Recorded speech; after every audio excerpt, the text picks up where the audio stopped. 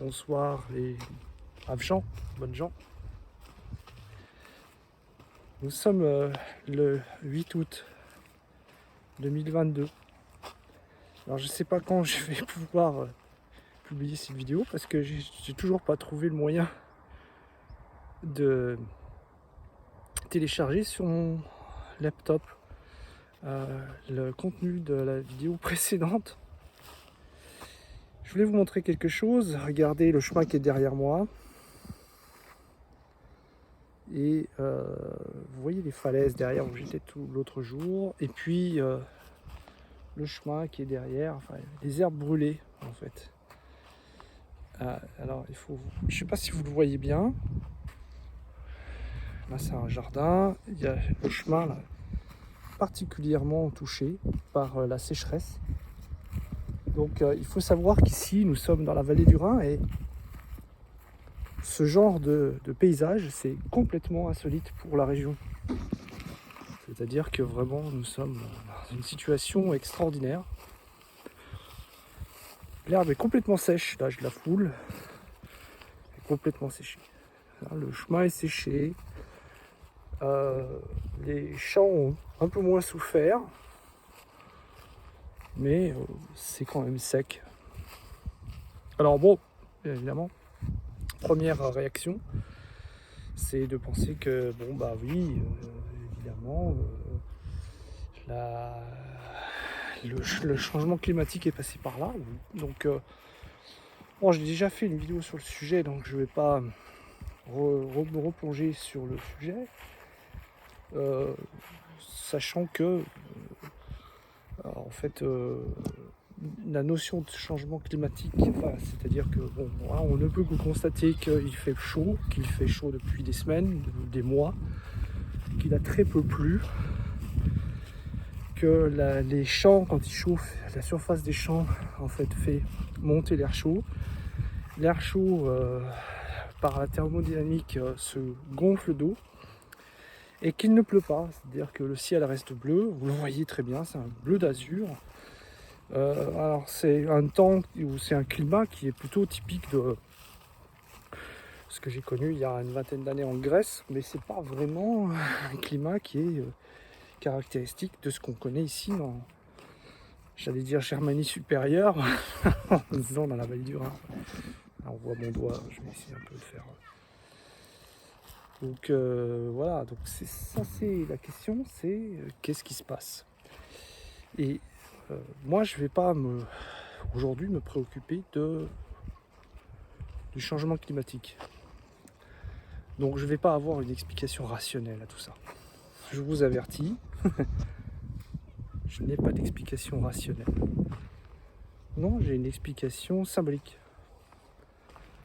C'est-à-dire que vous savez peut-être, si vous avez lu L'Alchimiste de Paulo Coelho, que le jeune garçon qui est le héros de l'histoire apprend à lire le langage du monde.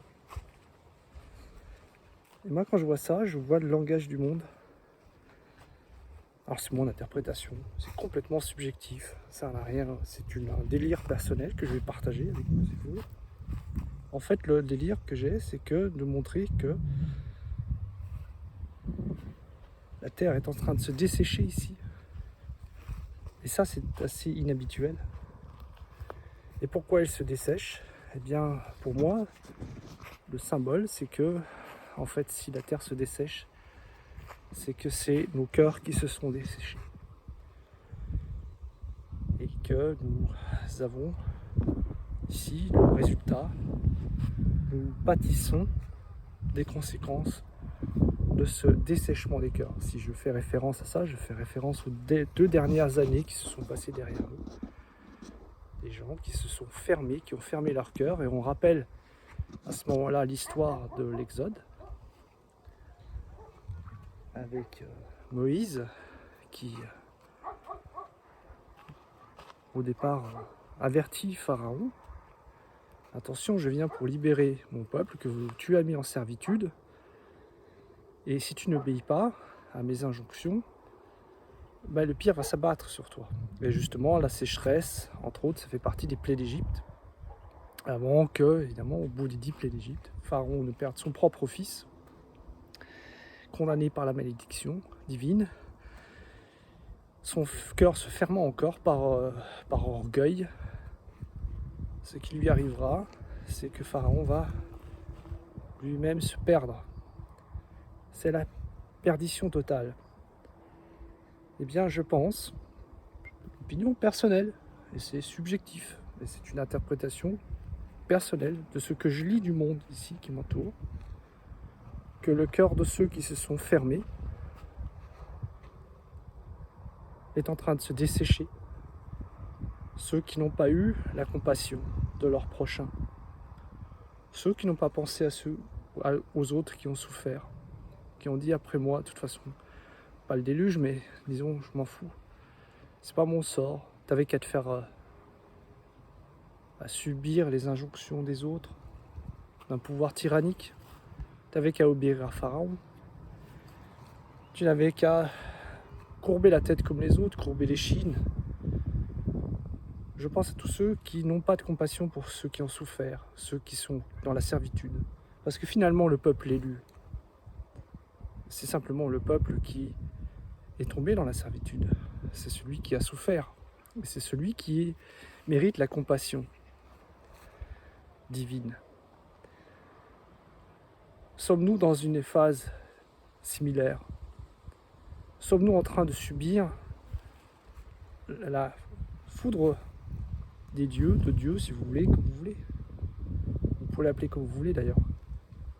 Parce que nous avons fermé notre cœur à notre prochain. Voilà une réflexion que je lance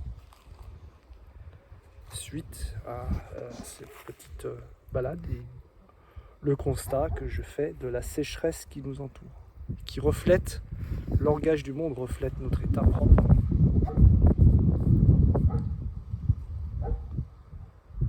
La fermeté du cœur, l'orgueil des gens qui ne veulent pas voir la souffrance des autres. Ceux à qui la souffrance des personnes qu'on a laissées mourir sans pouvoir voir leurs proches est égale. Ceux à qui la souffrance des enfants dont on a privé les relations sociales, dont on a privé les possibilités d'apprentissage, dont on est responsable de leur chute scolaire, leur perdition, difficulté d'apprentissage de la langue, etc. Ceux à qui tout cela est égal, ceux à qui le sort des personnes qui ont été suspendues pour ne pas avoir suivi les injonctions, parfois sensées peut-être, parfois insensées. À maintes reprises, il y a eu des choses absurdes. On a traité la France d'absurdistan, une journaliste allemande qui avait dit qu'en France on vivait dans l'absurdistan. Rappelez-vous les familles qui voulaient prendre un verre de rosé sur une plage. Rappelez-vous de cette grand-mère de 90 ans qui voulait se baigner toute seule à Biarritz, que les gendarmes sont allés chercher manu militari. Rappelez-vous de ce baigneur tout seul que les hélicoptères ont allé chercher. Rappelez-vous de ces promeneurs en forêt dans les Vosges qu'on est allé embêter. Rappelez-vous de monsieur Denis Robert, qui avait été poursuivi par un drone de la gendarmerie dans son propre jardin parce qu'il cultivait ses tomates et c'était interdit. Rappelez-vous de cette folie qui n'a absolument rien à voir avec des raisons sanitaires. Et aujourd'hui, on est en train de poursuivre des pauvres commerçants qui éventuellement ont oublié ou négligé de fermer leurs portes quand la clim est en train de tourner. On retourne dans l'absurdistan, on referme notre cœur, le sort des autres nous est égal. À titre personnel, mais bon, c'est vraiment... Moi, je m'en tire bien dans tout ça. Mais j'ai reçu parfois certaines remarques de personnes qui étaient désobligeantes. Je leur en tiens pas gré, mais c'est dommage de dire à une personne « Ah, on ne peut pas te prendre dans ton voyage parce que tu comprends, tu n'as pas reçu le traitement magique. » Et donc, tu comprends, les autres ont insisté pour que on prenne le traitement magique, sinon tu viens pas avec nous. Je leur ai dit, c'est dommage de traiter les gens comme ça. On m'a dit, moi, t'avais qu'à suivre, comme tout le monde. Hein, après tout, ce n'est qu'une petite piqûre. Voilà ce qu'on m'a dit. Alors moi, je m'en fous. Hein. Je passe largement outre cette chose. J'ai pas souffert de ça. Mais je pense aux gens qui ont souffert. Et donc c'est la compassion. Et on risque bien d'être puni pour avoir asséché notre cœur. Peut-être. On verra. Voilà, c'est une réflexion qui m'a traversé l'esprit. Et puis, encore une chose. Justement, pour s'exercer, pour vous proposer une solution. Je sais pas, on ne peut qu'essayer. On verra. Alors, une solution que je vous propose, c'est d'exercer la gratuité. Parce que si on y réfléchit bien, si on demande à une personne mourante, ou si on demande à une personne qui a déjà vécu longtemps sur cette terre, de se retourner sur son expérience et de dire qu'est-ce qui a compté pour toi dans ta vie. Quelles ont été les choses qui ont vraiment compté dans ta vie. Rarement les gens vont vous dire « Ah, c'est parce que j'ai acheté ma super voiture de sport, etc. C'est parce que j'ai eu ma piscine, c'est parce que j'ai eu, je sais pas moi, les agréments. » Peut-être des succès personnels, professionnels. Mais la plupart du temps, les gens disent « Ce qui a compté pour moi, c'est mes enfants, c'est ma famille, c'est mes proches, c'est mes amis. C'est les heures heureuses que j'ai eues avec mes parents, mes grands-parents. » La Madeleine de Proust, hein, vous voyez, c'est ça qui compte pour tout un chacun. Or, ces choses-là, l'amour qu'on a pu vivre intense avec une personne qu'on a aimée, qu'on a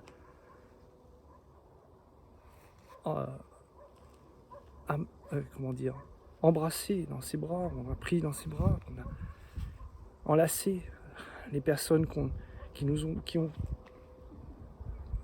joué un rôle dans notre vie, qui signifient quelque chose pour nous. Nos parents, bien souvent, mais bien sûr nos enfants, nos compagnes, nos compagnons, nos proches, nos amis, compagnons, celui qui partage le pain. Eh bien, tout ça, ce sont des choses gratuites. Il n'y a pas d'intérêt, il n'y a pas de calcul, il n'y a pas de choses qu'on vend et il n'y a pas de profit. Alors, je vous enjoins à pratiquer la gratuité. Et pour ça, j'ai une idée, par exemple, et vous pouvez en avoir plein d'autres, alors c'est à vous, libre à vous, hein, votre imagination n'a pas de limite. J'ai l'idée de rentrer dans un magasin ou un endroit, et en lieu et place d'arriver à la caisse, par exemple, et au lieu et place d'acheter quelque chose, de dire à une personne, je voulais absolument vous dire, je tenais absolument à vous souhaiter une bonne journée. Et de lui faire un grand sourire à cette personne. Et de partir. Comme ça, sans rien demander. Si vous n'avez pas cette occasion, ou si ça vous paraît trop ridicule, ben je sais pas, trouvez une autre idée. Il y a 1000 opportunités de pratiquer la gratuité, d'offrir un sourire à quelqu'un, d'offrir un bonjour à quelqu'un, une parole affectueuse, sans tomber dans le béni oui, mais simplement avoir de l'attention pour les autres. Voilà, c'est ce que je vais essayer moi-même de pratiquer, hein, et je me mets un défi puisque je vous enjoins vous aussi de pratiquer cette gratuité, donc je vais essayer de la pratiquer moi aussi. Et puis on verra. Peut-être que on en reparlera dans plusieurs mois, plusieurs années, qui sait. Et peut-être qu'on verra que ça n'a servi à rien du tout. Tout ça a été complètement infertile, ou alors on pourra échanger là-dessus en tout cas. En tout cas, pensez à cette sécheresse qui reflète cette sécheresse en nous. Il ne faut plus que nos cœurs se dessèchent. Bonjour chez vous.